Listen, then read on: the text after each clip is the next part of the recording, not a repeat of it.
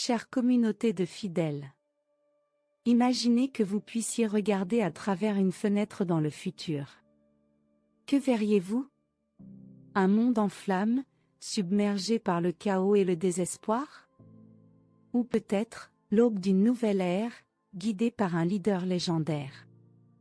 La prophétie du grand monarque, qui changera le destin de l'Europe, est-elle vraiment sur le point de se réaliser? Ce ne sont pas de simples spéculations. Mais les visions extraordinaires de Marie-Julie Jahenny, une femme qui a défié le temps avec ses prophéties. Aujourd'hui, nous vous emmènerons dans un voyage à travers ces révélations, qui pourraient contenir la clé pour comprendre le destin de l'Europe, et du monde entier. Grâce également à Xavier Herral, porte-parole de l'abbé Michel Rodrigue, nous répondrons à une question que nous nous posons presque toujours, même si nous ne devrions pas. À savoir, quand arrivera ce grand monarque? Si des sujets comme celui-ci vous intéressent, nous vous invitons à mettre un j'aime à la vidéo, pour nous aider dans notre mission de diffusion. Nous vous remercions. Au cœur de la Bretagne, à une époque où la France vacillait entre révolution et restauration, naquit une petite fille, destinée à devenir l'une des voyantes les plus énigmatiques de l'histoire. Marie-Julie Jahenny vit le jour le 12 février 1850, dans un petit village appelé Blain, en Bretagne, et elle était destinée à devenir bien plus qu'une simple paysanne. Dès son plus jeune âge, Marie-Julie faisait l'expérience de visions intenses et vivaces. Ce n'étaient pas de simples rêves ou des fantasmes d'enfant, mais des expériences profondes, qui la connectaient directement au divin.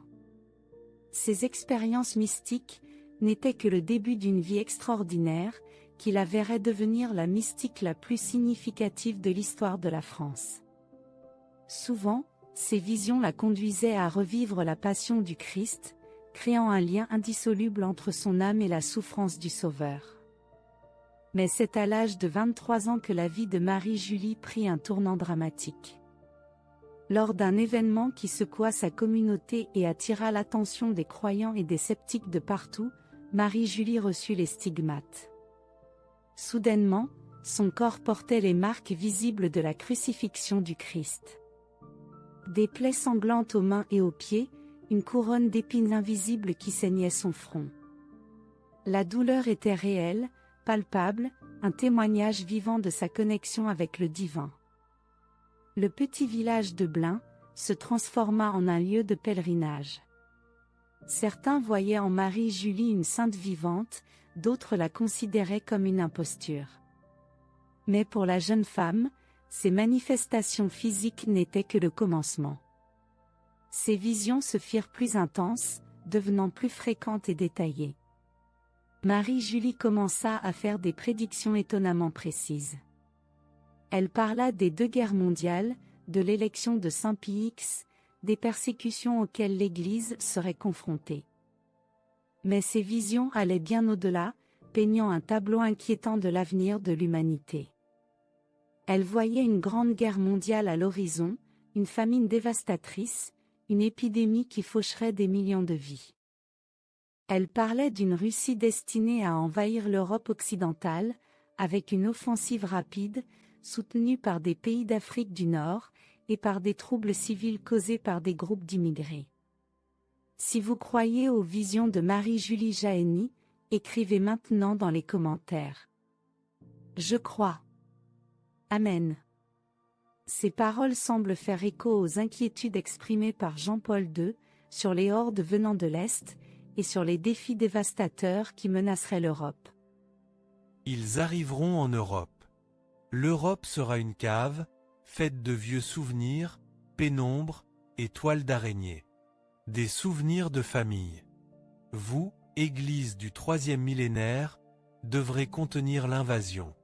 Mais pas avec des armes, les armes ne suffiront pas, avec votre foi, vécue avec intégrité. Mais ce qui troublait le plus Marie-Julie, ce n'étaient pas ces événements extérieurs, aussi catastrophiques soient-ils. C'était la crise qu'elle voyait naître dans le cœur même de l'Église. Le début de la grande tribulation, dans ses visions, serait marqué par une trahison interne. Évêques et prêtres, ceux qui devraient être les gardiens de la foi, se transformeraient en faux prophètes. L'apostasie, comme un cancer, se répandrait parmi les rangs du clergé, alimenté par l'égoïsme, le matérialisme et le manque de véritable éducation religieuse. Marie-Julie parlait d'un futur où le blasphème deviendrait monnaie courante. Où les vrais chrétiens seraient persécutés, mis à l'épreuve dans leur fidélité à Dieu. Elle voyait l'introduction d'une nouvelle religion, une déformation de la véritable foi catholique. Avec une liturgie qui diviserait les fidèles et persécuterait les dissidents. Mais au cœur de ces visions apocalyptiques, brillait une lueur d'espoir. Marie-Julie parlait d'une figure légendaire, destinée à émerger des cendres d'un monde en ruine. Le grand monarque catholique. Ce leader providentiel, descendant de la monarchie française, guiderait non seulement la France, mais toute l'Europe, vers une nouvelle ère de paix, de justice et de renouveau spirituel. Le Seigneur lui-même lui révéla. « Je viendrai quand l'espoir sera au plus bas, je me poserai au centre de la France, et je remettrai au vainqueur l'étendard de mon Sacré-Cœur. » Le grand monarque, selon les visions de Marie-Julie, ne serait pas un simple dirigeant politique. Ce serait un homme de foi profonde, guidé directement par la main de Dieu. Son ascension au pouvoir serait accompagnée de signes et de prodiges, avec des anges combattant à ses côtés, et des miracles se manifestant sur le champ de bataille. Mais le chemin de ce monarque ne serait pas facile. Marie-Julie voyait de grandes oppositions, tant à l'intérieur qu'à l'extérieur de l'Église. Le futur roi devrait affronter de puissants ennemis, surmonter des obstacles apparemment insurmontables. Et pourtant, guidé par la providence divine, il unirait ses forces avec le roi d'Espagne, pour entreprendre une campagne de 3 ans, malgré leur infériorité militaire. Ensemble, ils combattraient les envahisseurs russes et leurs alliés. Ils libéreraient l'Italie jusqu'à Rome, et mettraient à jour un pape angélique, sur le siège de Pierre. Cet événement inaugurera une ère de renaissance spirituelle pour l'Europe, et pour le monde entier. Ce qui rend les prophéties de Marie-Julie Jahenny encore plus intrigantes, c'est qu'elles ne sont pas isolées. À travers les siècles, d'autres mystiques et saints ont parlé d'une figure similaire. De saint Ange le Carmélite, à Mélanie Calvat, de Pie IX à saint Méthode. L'idée d'un leader providentiel, destiné à guider la chrétienté en temps de crise, résonne à travers de nombreuses prophéties. Le bienheureux Francisco Palo voyait l'Espagne jouer un rôle crucial dans la restauration spirituelle de l'Europe. Pour l'Europe, donc, ces prophéties suggèrent la possibilité d'une renaissance spirituelle et culturelle. Dans un continent qui semble avoir oublié ses racines chrétiennes, l'idée d'un leader qui ramène au premier plan les valeurs de la foi et de la tradition pourrait sembler révolutionnaire. Et pourtant, selon les visions de Marie-Julie, c'est ce retour aux origines qui pourrait sauver l'Europe du déclin. À l'échelle mondiale, la promesse d'une ère de paix et de justice, sous le règne du grand monarque, offre une vision alternative au chaos et aux conflits qui semblent dominer l'actualité quotidienne. Bien sûr, ces prophéties soulèvent aussi des questions complexes. Comment concilier l'idée d'un monarque choisi par Dieu, avec les idéaux démocratiques modernes? Comment un seul leader pourrait-il unir un continent aussi divers et fragmenté que l'Europe moderne? Et, peut-être la question la plus urgente. Quand pouvons-nous nous attendre à l'arrivée de cette figure légendaire? Marie-Julie Jahenny n'a pas donné de date précise, mais elle a laissé des indices. Elle parlait d'une période de grande tribulation, qui précéderait l'arrivée du grand monarque. Un temps où l'Église serait en crise, la société en tumulte, et où beaucoup auraient perdu la foi. En nous regardant autour aujourd'hui, nombreux sont ceux qui croient voir les signes dont parlait la mystique bretonne.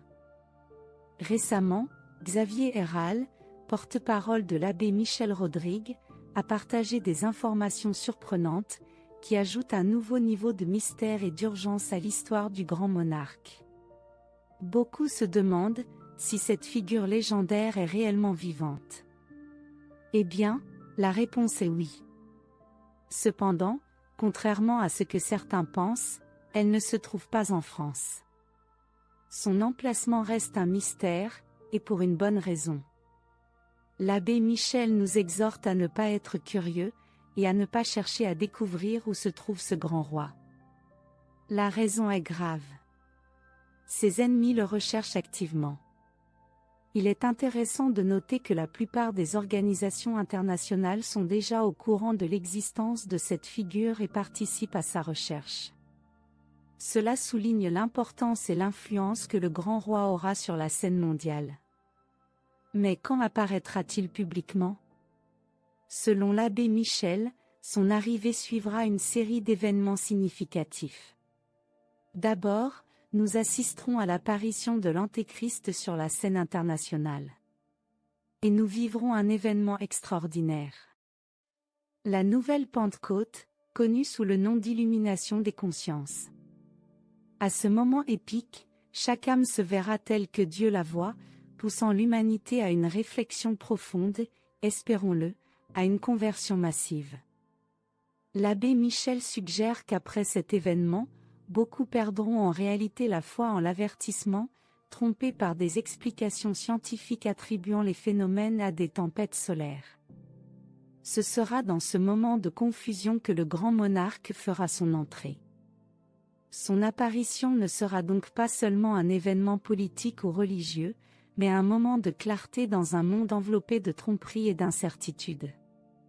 Herald mentionne également que l'abbé Michel a fourni des dates spécifiques, bien qu'il ne puisse les révéler. Cependant, il nous laisse avec une prévision à méditer.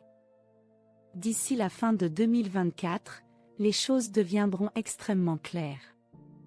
En parlant de l'invasion de l'Europe, Jésus, lors d'une apparition particulière, a révélé les 5 événements qui se produiront juste avant que cela ne se passe. Si vous voulez savoir quels sont ces événements, cliquez sur la vidéo qui est apparue sur votre écran. Que Dieu éclaire toujours votre chemin. Nous nous reverrons dans la prochaine vidéo.